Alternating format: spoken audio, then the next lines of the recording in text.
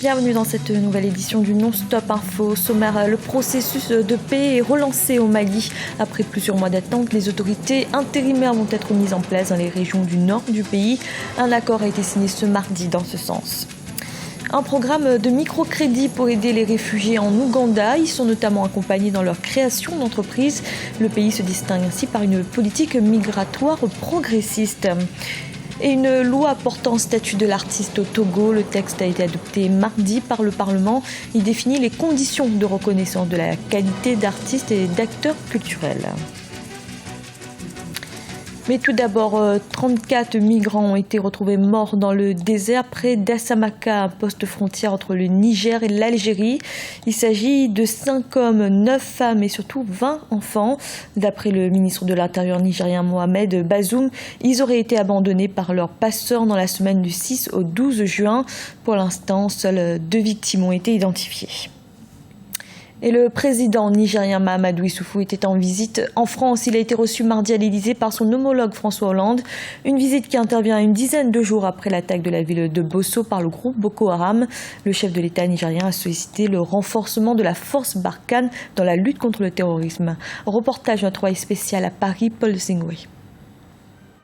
Le Niger demande le renforcement de la force Barkhane. En visite officielle à Paris le 13 juin 2016, le président nigérien Mahamadou Issoufou a plaidé pour le renforcement de cette opération militaire conduite par la France au Sahel. Objectif, faire face à la menace terroriste qui touche la bande sahéro-sahélienne. Il nous faudra, me semble-t-il, ou bien mettre en place une force mixte multinationale comme le préconisent les pays du G5 Sahel, c'est-à-dire la Mauritanie, le Mali, le Burkina, le Niger et le Tchad, ou alors renforcer le mandat de la MINUSMA. Il faut que la MINUSMA ait un mandat très fort et que la MINUSMA soit en situation de pouvoir combattre le terrorisme. Parce qu'en fin de compte, à terme, c'est ça le problème auquel on doit faire face. Et j'ai demandé, bien sûr, le soutien du président Hollande par rapport à toutes ces initiatives que nous devons prendre. Bien sûr, il y aura certainement un renforcement de la force Barkhane. Lancée le 1er août 2014, la force Barkhane, conduite par l'armée française, vient en appui aux forces armées du pays du Sahel dans leur lutte contre le terrorisme.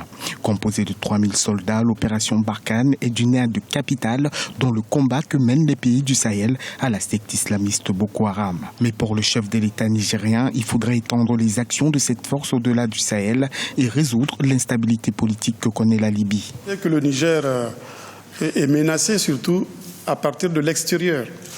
Le Niger n'a pas de problème de présence terroriste sur son territoire. Toutes les attaques dont nous sommes victimes viennent des pays voisins. Ça vient de la Libye, où il y a un véritable chaos et où il faut trouver nécessairement une solution pour stabiliser ce pays. Il faut un pouvoir central pour ramener la paix et mettre fin au chaos en Libye. Sinon, cette situation libyenne va continuer à déstabiliser tout le Sahel et en particulier à déstabiliser le Niger. Pour l'heure, la France ne s'est pas prononcée sur un éventuel renforcement de la force Barkhane. Toutefois, le président François Hollande a promis au Niger une coopération militaire intense au niveau du renseignement, de l'équipement et de la formation. Au Mali, le processus de paix est relancé. Les rebelles, les groupes armés de la plateforme et le gouvernement se sont mis d'accord ce mardi sur la mise en place des autorités intérimaires. Elles devront administrer les 5 régions administratives du nord du pays. Ces autorités seront désignées de manière consensuelle. Birama Saonera. Au Mali, le processus de paix se poursuit.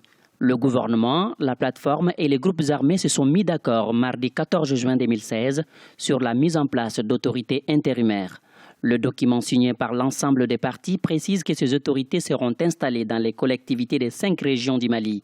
Les membres de cette nouvelle institution seront désignés de façon consensuelle, une revendication des groupes armés qui vient d'être acceptée, pour un retour de la paix dans la partie septentrionale du Mali. Le processus de paix, il est irréversible et qu'il faudrait consentir un certain nombre d'efforts, un certain nombre de sacrifices comme celui-là et accepter que la CMA, ceux qui avaient pris des armes, ceux qu'on peut qualifier de frères égarés, il faut accepter aujourd'hui qu'ils participent à la gestion du pouvoir, le pouvoir au niveau local, au niveau régional et même au niveau national. C'est vraiment un pas décisif que le gouvernement, la CMA, la plateforme tombent enfin d'accord sur la mise en place, l'opérationnalisation des autorités intérimaires. Les lignes ont véritablement bougé à ce niveau-là. Avec ce nouvel accord, le gouvernement, la CMA, coordination des mouvements de l'Azawad et la plateforme s'engagent à assurer la sécurité et le redéploiement des services sociaux de base. Pour les observateurs, ce nouvel accord pourra contribuer à décrisper la tension déjà tendue sur le terrain. Il intervient également au moment où la médiation internationale accuse un des membres signataires de l'accord d'Alger, notamment le Haut Conseil pour l'unité de l'Azawad, de jouer un double jeu avec les terroristes. Je pense qu'aujourd'hui, que ce soit le gouvernement, que ce soit la plateforme, que ce soit la CMA, tous ont compris que le salut ne viendrait que dans la mise en œuvre de l'accord.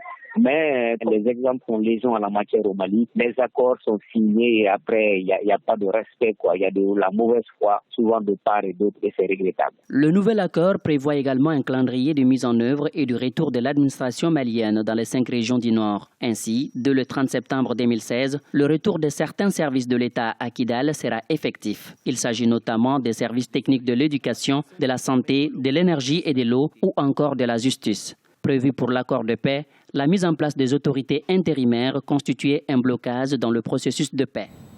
Dans l'actualité également, la production rizicole ouest-africaine devrait enregistrer un niveau record de 14,9 millions de tonnes cette saison. Une récolte qui représente une hausse de 300 000 tonnes par rapport à la campagne précédente. Cette performance sera apportée par des pays comme le Mali, la Côte d'Ivoire ou encore la Sierra Leone qui ont vu leur production progresser ces dernières années. Partons à présent pour l'Ouganda, plus précisément dans le village de Wamwanja. Un programme d'épargne et de prêt aide les réfugiés à créer leur entreprise. Ce projet leur permet également d'avoir accès aux mêmes services que les Ougandais. Une initiative qui favorise par là même le vivre ensemble. Birama Saonera. Lancé il y a 2 ans, le programme de microcrédit a mobilisé plus de 139 membres de la communauté de Rwamwanza au sud-ouest de l'Ouganda. Objectif, soutenir les agriculteurs et propriétaires des petites et moyennes entreprises. Rebecca est une réfugiée de la République démocratique du Congo. Elle a fui son pays en 2012, lorsque les combats ont éclaté dans son village. Aujourd'hui, grâce à ces programmes d'épargne et de prêts, elle gère un débit de boissons dans son pays d'accueil. Je n'avais rien, je passais mon temps à traîner, mais aujourd'hui c'est différent. J'ai du bétail, une maison et d'autres actifs. J'ai commencé avec $30 et j'ai eu $30 de plus dans le groupe. Ensuite, j'ai commencé à vendre des sodas et de la bière. J'ai reçu un prêt, alors j'ai décidé d'ouvrir mon propre magasin. Selon des observateurs, l'Ouganda est reconnu pour avoir des politiques migratoires et d'asile progressistes.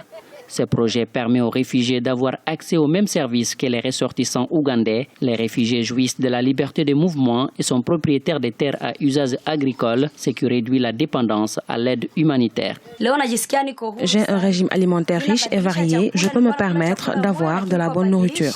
En 2015, l'Ouganda a accueilli près de 511 000 réfugiés et demandeurs d'asile, le plus grand nombre jamais enregistré dans l'histoire du pays. Il est le 3e pays d'accueil de réfugiés en Afrique, après l'Éthiopie, 736 000, et le Kenya, 594 000 réfugiés. Près d'un mois après le crash de l'Airbus A320 de la compagnie égyptaire, des morceaux de la carlingue ont été localisés sur plusieurs sites. La commission d'enquête l'a annoncé ce mercredi en précisant que les boîtes noires cesseraient d'émettre le 24 juin. L'Airbus reliant Paris au Caire s'est abîmé avec 66 occupants le 19 mai dernier après avoir soudainement disparu des écrans radars pour des raisons encore indéterminées. Le Togo dispose désormais d'une loi portant statut des artistes. Le texte défendu par le gouvernement a été approuvé à l'unanimité par le Parlement. Il définit les conditions de reconnaissance de la qualité d'artiste. Il institue également un système de soutien à la création artistique et un mécanisme de protection sociale pour les professionnels du secteur. Deogracias Podo. À l'unanimité, les députés togolais ont approuvé mardi 14 juin 2016 les 7 chapitres de la loi portant statut de l'artiste au Togo. Le texte vise à doter le pays d'un cadre juridique législatif dont le but est de valoriser le potentiel culturel. Il est présenté comme une reconnaissance à l'endroit du monde artistique. La culture est source de croissance et d'emploi selon les autorités togolaises. Une attention particulière doit lui être accordée dans les grandes lignes des différentes stratégies de développement. Faire de la culture un facteur de renforcement de l'identité et de la cohésion nationale, mais aussi un outil de développement économique et social pour la création d'emplois et les activités génératrices de revenus. Tels sont les objectifs recherchés à travers cette loi.